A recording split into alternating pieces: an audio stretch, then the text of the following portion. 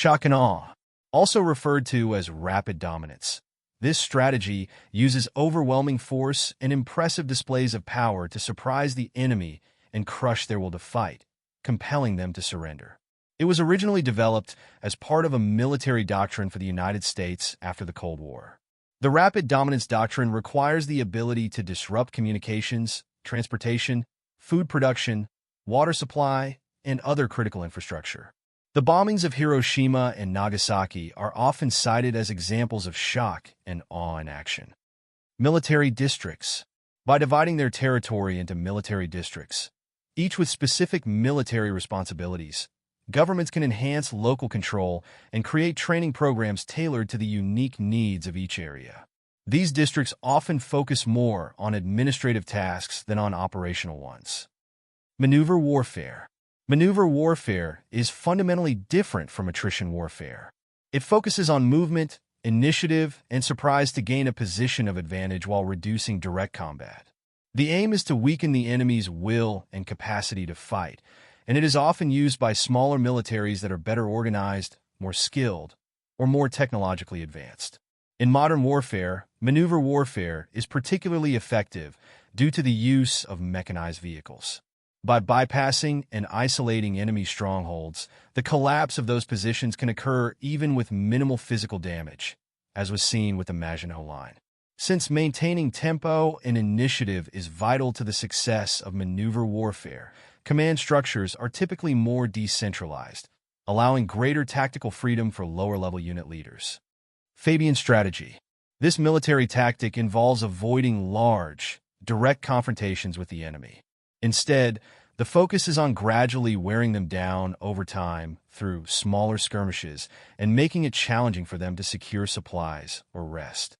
Armies typically use this strategy when they believe time is on their side, especially when they are fighting in or near their homeland while the enemy is far from theirs, forcing them to manage lengthy and costly supply lines. This approach was first employed by Quintus Fabius Maximus Verrucosus during the Second Punic War. Bait and bleed. This strategy involves one side trying to make two of its enemies fight against each other. The goal is to let these enemies exhaust their resources and weaken their forces. While they are engaged in battle, the side employing the bait and bleed tactic stays out of the conflict, conserving its own strength. After both sides have been worn down, the side that preserved its strength can then attack the weakened enemies. Clear and hold. This counterinsurgency tactic involves first clearing an area of enemy forces and then maintaining that area free of insurgents while gaining the support of the local population for the government and its policies. After clearing an area, local police authority is restored instead of military control, reinforcing government authority.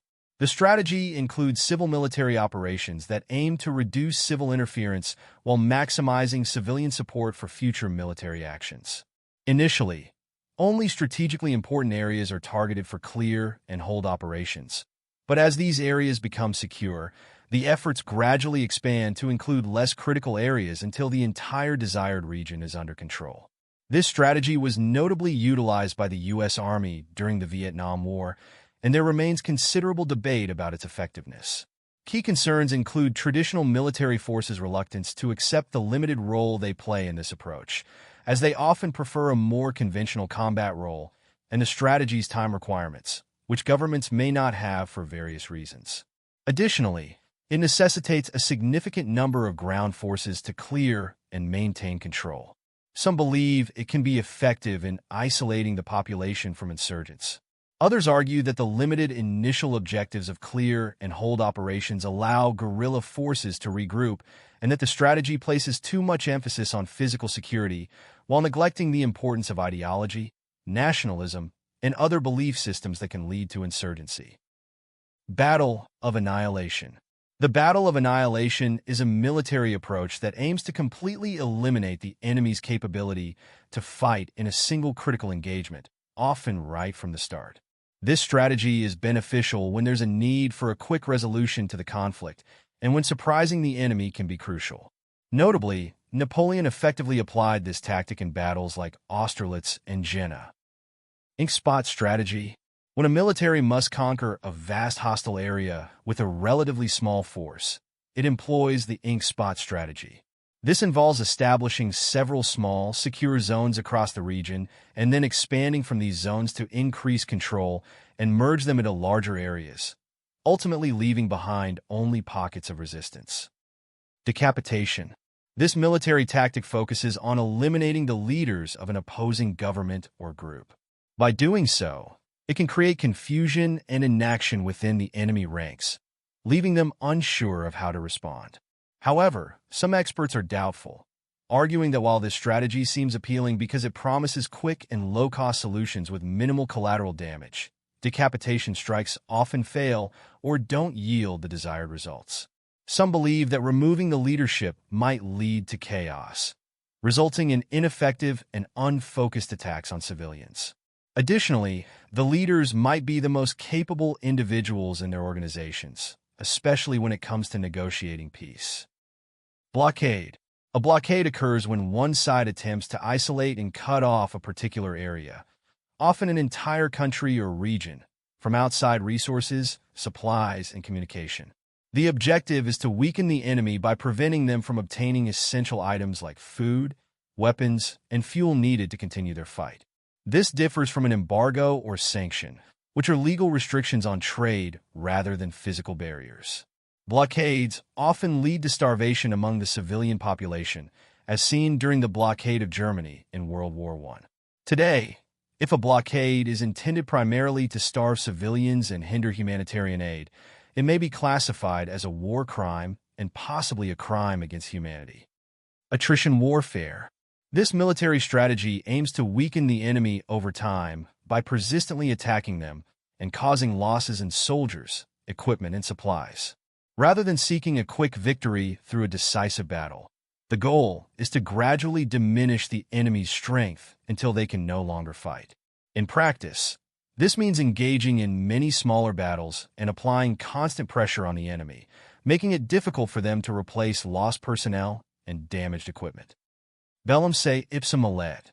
This Latin phrase translates to "the war will feed itself." It refers to a strategy in which an invading army sustains itself using the resources available in the territory it is invading, rather than depending on long supply lines from its home country. The army survives off the land, taking food, supplies, and other resources from the local population. This strategy is particularly effective when the war is fought far from their homeland, leading to long and expensive supply lines. Salami Slicing.